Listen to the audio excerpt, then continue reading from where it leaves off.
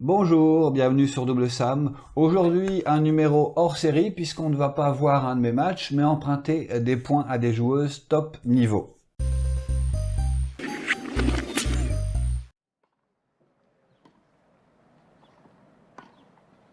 C'est quelque chose qu'on a déjà fait sur la chaîne, je vous mets les liens dans la description, avec notamment par exemple Us de la chaîne Us Tennis et Bastien de la chaîne Amorti Rétro. Cette fois-ci, ce sont donc des top joueuses niveau numéroté. Ces images m'ont été prêtées par Pauline Paillet, que vous connaissez peut-être.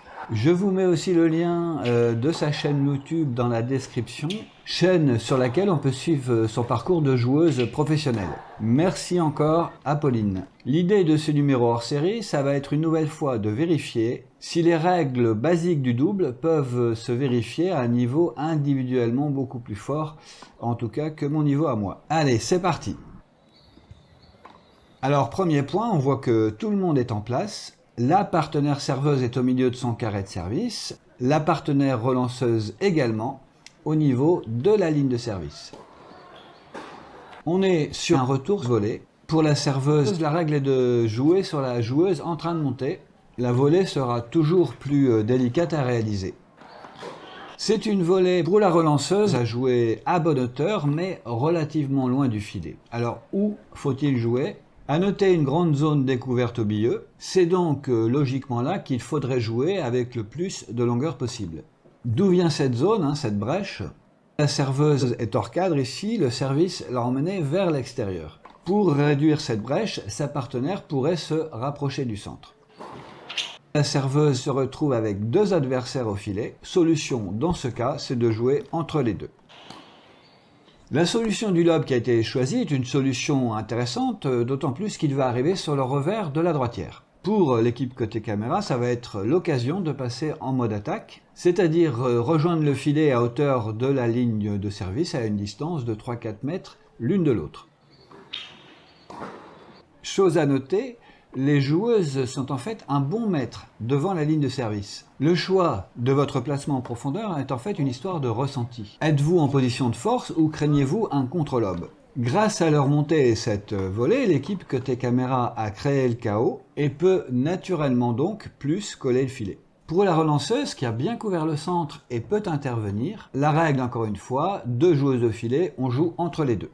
Grâce à leur bon placement, l'équipe côté caméra, à bonne distance l'une de l'autre, ne s'est pas fait piéger par cette balle jouée au centre. Et aussi grâce à ce chaos créé précédemment, il y a la possibilité de toucher deux zones, dont l'une va être plus facile vu qu'il s'agit d'une volée revers. La zone rouge ici à droite.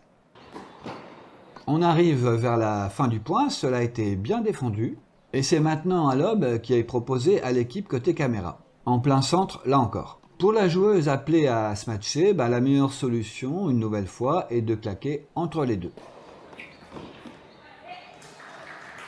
Point suivant, on est au moment du service, tout le monde est en place. On peut noter la partenaire serveuse qui est très proche du filet et la partenaire relanceuse qui est en retrait, mais qui est surtout fort sur sa gauche. On verra si c'est un positionnement provisoire ou pas.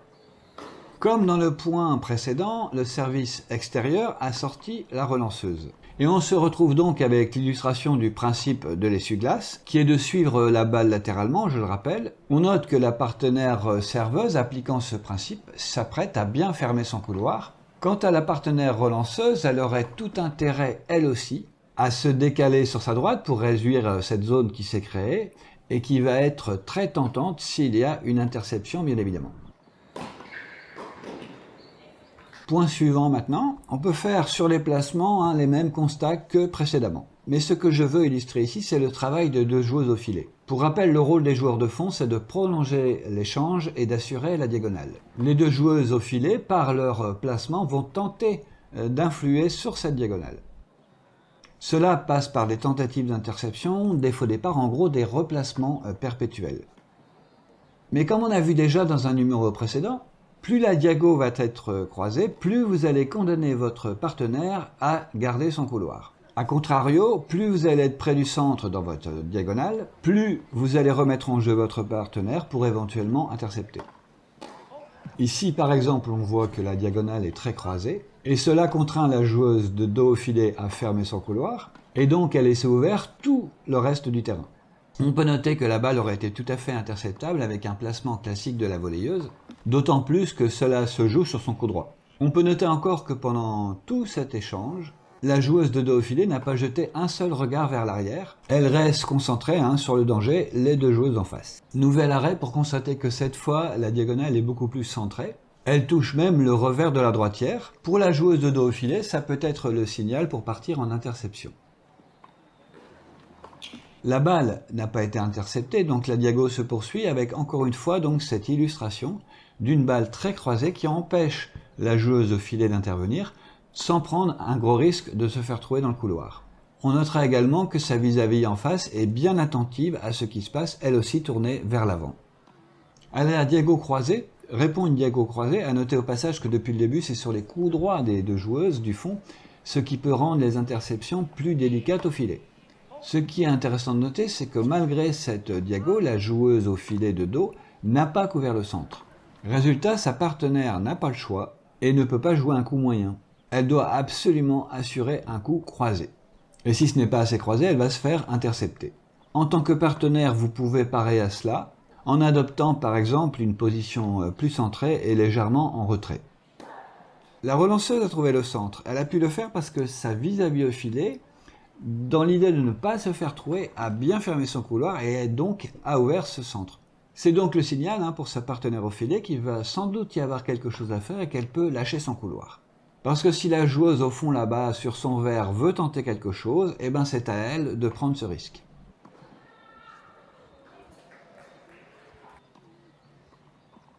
Nouvelle situation avec, vous l'avez vu, un service extérieur et un retour sur le revers de la serveuse. Pour la partenaire relanceuse, c'est le signal qu'il faut rejoindre le filet. On va pouvoir démarrer cette course vers l'avant dès qu'on a la confirmation que ce retour ne pourra pas être intercepté. On se retrouve de nouveau avec un coup très croisé puisque la joueuse qui va jouer se trouve complètement dans le couloir. On notera que la partenaire relanceuse est encore en train d'avancer. Quel est l'intérêt d'avoir avancé encore? C'est que tout simplement vous allez couvrir davantage de terrain. On le voit avec les deux flèches rouges ici.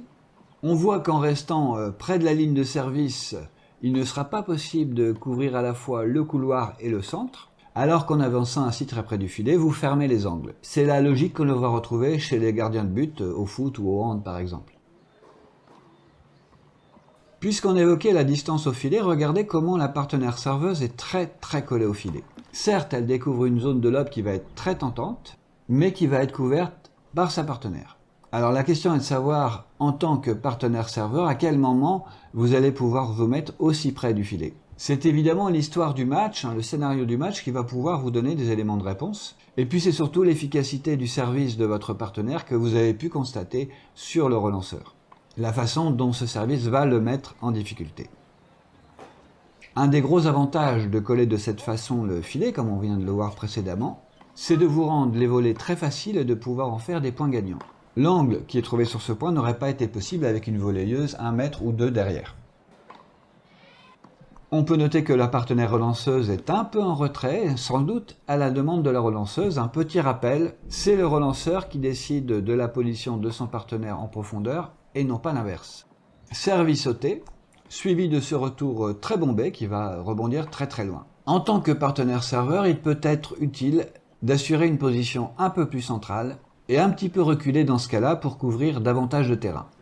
Notez le bon timing du départ de la partenaire relanceuse qui ne déclenche que quand la joueuse face à elle est tout à fait occupée à jouer. C'est vraiment un timing à travailler à l'entraînement, ici il est parfait. Au moment de l'interception, la position de la partenaire serveuse couvre très peu de terrain. Elle ne pourra rien faire sur cette interception. Avec une position un peu plus centrale et un peu plus reculée, elle n'aurait pas forcément sauvé le coup, mais au moins vous vous laissez une chance. Dernier point retenu avec cette fois une combinaison de l'équipe côté caméra. La serveuse est en place, la partenaire serveuse est en plein milieu du terrain, bien baissée du coup, et laisse un doute sur le fait qu'il s'agit d'une vraie australienne, c'est-à-dire que la serveuse va partir à droite, ou que ce soit une fausse australienne, auquel cas c'est la partenaire serveuse qui va partir à droite. On notera que la partenaire relanceuse est une nouvelle fois très en retrait, sans doute encore à la demande de sa partenaire. Il s'agissait d'une vraie australienne, hein, c'est l'occasion de rappeler la règle pour cette combinaison. En tant que partenaire serveur, vous devez conserver le centre au risque de créer un trou entre vous et votre partenaire qui risque d'être exploité par le relanceur. Si ce dernier souhaite partir en retour court croisé, il peut prendre ce risque, hein, mais ses chances de réussite vont être très minces. En revanche, la probabilité de voir un retour venir flirter dans le centre est très grande et offre éventuellement une opportunité pour le partenaire serveur. Face au début de cette diago droite, dont je n'ai toujours pas trouvé le nom, Pauline est venue au centre parce que là encore la probabilité d'un coup croisé est très mince. Elle est en position d'intercepter et on voit que sa vis-à-vis excentrée a ainsi ouvert une grande zone au milieu. C'est la zone idéale que va pouvoir jouer Pauline.